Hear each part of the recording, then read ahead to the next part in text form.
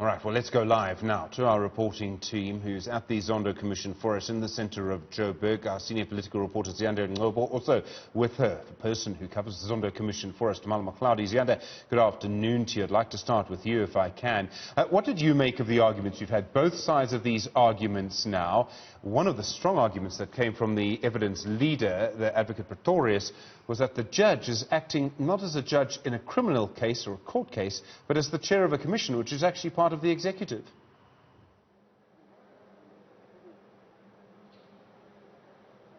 Most certainly, Stephen, and I mean one of the arguments that was raised by evidence leader Paul Pretorius was to really emphasize the point that the State Capture Commission of Inquiry is inquisitorial and it's not of an adversarial nature, Stephen. And also speaking about the issue of witnesses, saying, you know, in the arguments laid out by Advocate Moses Kakane, he spoke about the fact that over the last 18 months, it seems as though that the witnesses who've been lined up take a particular narrative, and that they being in that position, even as lawyers, they cannot necessarily dismiss the fact that they could also form part of a particular political narrative. So certainly this afternoon then we heard from Pretorius responding to this, and then at some stage, Stephen, of course, just in the last short while, we saw then Skakane standing up and saying he takes exception to the manner in which Paul Pretorius has been responding to their affidavit, saying that, it's the sarcasm with which he is, delivering his argument, but also in particular when it comes to the issue of the negative findings that Pretorius says the former president thinks he might have. And Skakane arguing that they have no fears about what findings may, come out of the commission. Theirs is to say they have fears about whether or not this particular commission, under the chairmanship of Justice Raymond Zondo, will be fair to the former president, Stephen. So, Ziyanda, we have all of this argument. I mean, to try and sum it all up, very difficult to do, I know. But certainly, Sikakane, acting for the former president, Jacob Zuma, he really does seem to believe that there's a case against the Deputy Chief Justice staying on.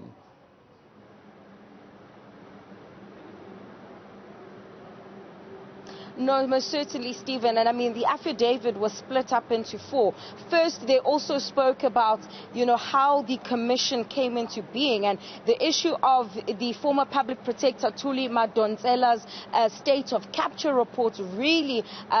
taking center stage this morning regarding, the constitutionality of her ordering then that it only be the Chief Justice, be the one to select the judge who sits or who chairs this particular commission, arguing that this fundamentally goes beyond the principle of separation of powers, but also then outlining the personal relationship between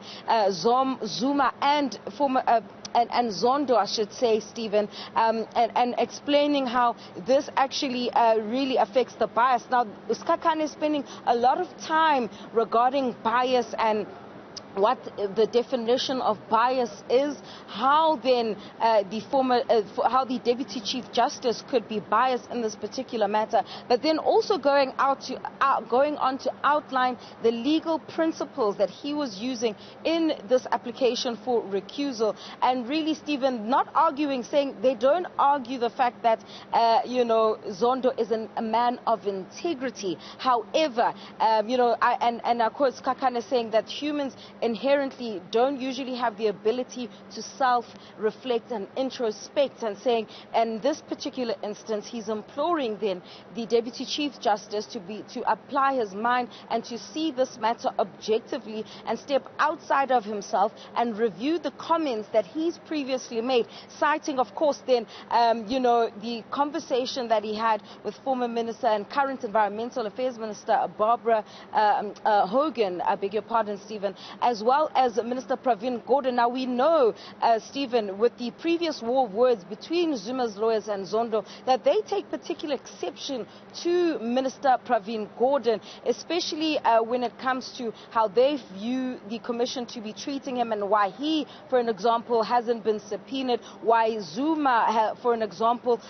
they believe it was a media briefing. However, Zondo saying it wasn't during a media briefing where he actually said that he won't be negotiating negotiating with witnesses about when they should be appearing, and that's when he issued that particular subpoena for Zuma to appear. And they take exception to that because they believe that even that in and of itself shows the bias of the Deputy Chief Justice. So certainly then a lot of arguments coming out from Skakane. Some may be viewed to be more on a philosophical level, as Pretorius was alluding to, saying that there's been no evidence whatsoever to prove then the bias that they have to now substantiate during this application, Stephen. And I mean, Ziyanda, for Judge Zondo to say that he will try and have a decision on this by tomorrow morning, I mean, I think the nation would be grateful for that. Everyone wants to sort of move on with this. It would be important for the former president as well to know the outcome. But there were several hints throughout the day, perhaps more than hints, that former President Zuma is going to go to court on this anyway. Any decision Judge Zondo makes is likely to be reviewed by another judge. You want to make sure that his reasoning is sound, would withstand any kind of application process.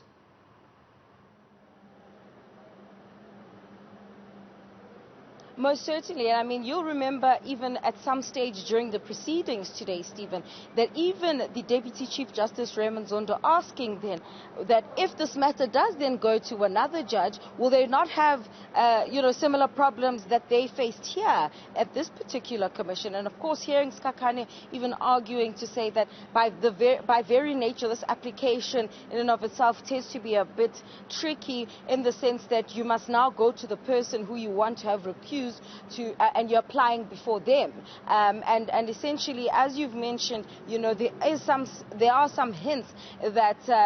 if then the chairperson of the commission decides to dismiss this application, that the matter will then go to the High Court, and if it doesn't succeed in the High Court, it could still escalate, to another court. And really, Skakane also speaking about the Stalingrad, saying that the attitude of the evidence leaders of this commission is to believe then that former President Jacob Zuma has employed a Stalingrad tactic, which he even says, the Stalingrad tactic,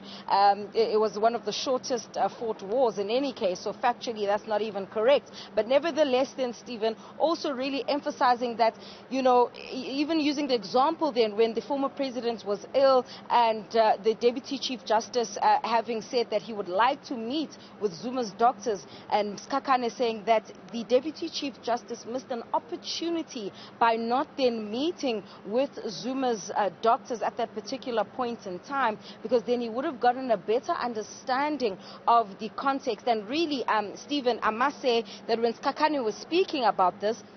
he was speaking about the much larger political context within which he says the Commission cannot deny it finds itself in, and the Commission cannot deny the political context of that state of capture report by Thuli Madonsela. In fact, in the affidavit, they go on to say that the former president goes on to say that that particular document was rushed, and that the Commission has decided to only call, the people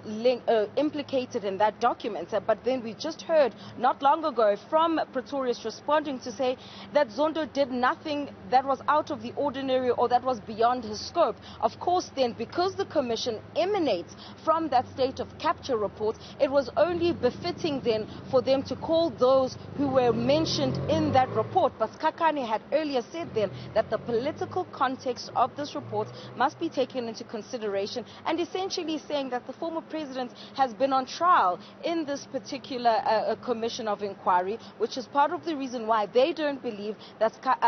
Zondo should remain the chairperson of this commission. Stephen. Ziyanda Ngcobo, thank you very much indeed. Part of our team there at the Zondo Commission today, our senior political reporter. Let's catch you up now on our